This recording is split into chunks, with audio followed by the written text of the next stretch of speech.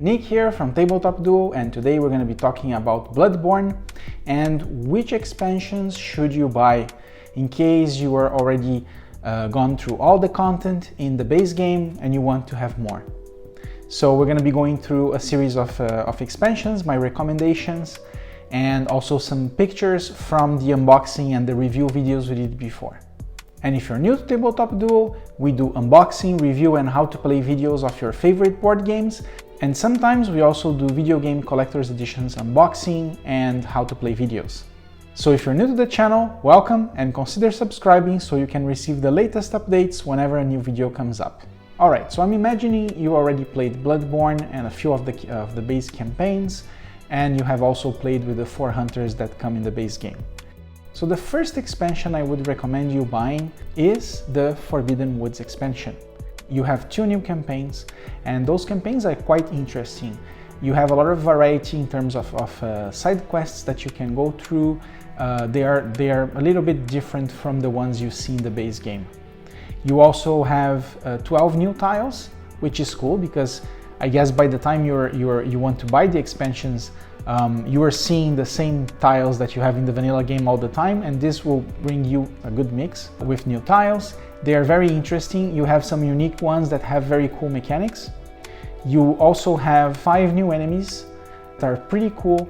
You also have 2 new bosses, the Witch of Hamwick and the Shadows of Yarnan. They are pretty cool to fight.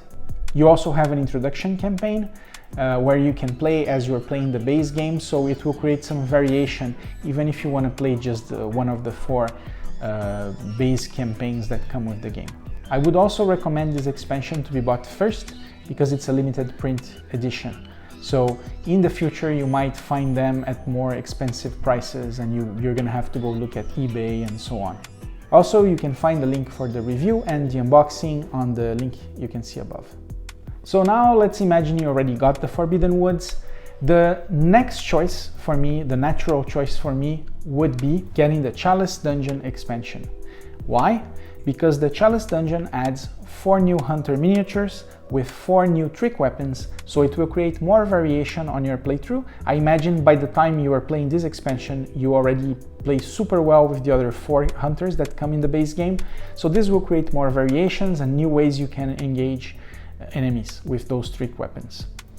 It also comes with 7 new enemies, which is pretty cool. It adds more variety to the playthroughs.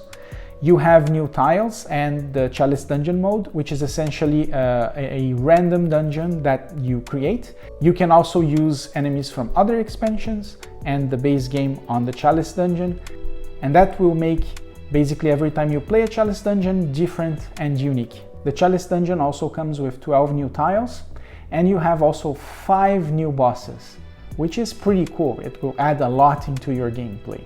You also have a PvP mode, and at least for me, I don't like PvP that much, so it's okay, I would say. If you enjoy, like, it's gonna be an extra if you buy this expansion. You can find both the unboxing and the review for the Chalice Dungeon on the link above. So now that you have bought those 2 expansions, you have new hunters, you have 2 new campaigns, and you have a ton of new enemies. So the third choice is gonna continue expanding the amount of campaigns you can play, the amount of bosses, and adding more enemies into the fold. So the next one I would recommend buying is the Forsaken Cainhurst Castle. This expansion comes with 11 new tiles, which are based on the Forsaken Cainhurst Castle. They're pretty cool. You have 7 new enemies. You have 1 new campaign that once you finish chapter 1, you have to pick a side, and then depending on the side you've picked, the campaign is going to be completely different. You're going to be fighting a different boss, and this expansion comes with 2 new bosses. And again, you can place some of those enemies in the Chalice Dungeon and mix and match the way you want. Something also really cool about this expansion is that it comes with an introductory chapter. You can find both the unboxing and the review for the Forsaken Cainhurst Castle by clicking the link above or looking at the description box below. Once you have all those expansions, you will be doubling the amount of campaigns you have.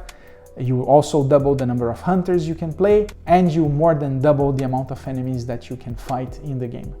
You also have new runes and new items that you will get from all the expansions, so that will create more and more variation for your playthrough. If you already got those 3 expansions, then I will give you 2 more choices. The first one would be to get the Mergo's Loft expansion, which comes with a new boss, 1 big tile where you can fight the boss, and 2 new enemies. This expansion is going to cost you less, and this expansion is not part of the Kickstarter exclusive, so you can still find in any shop you go. Now, if you already have the Mergo's Loft, I would recommend getting the Hunter's Dream expansion, as it introduces mini bosses to the game. It also adds a new chapter to the end, and you can add the components of this expansion to any other expansion or to the base game.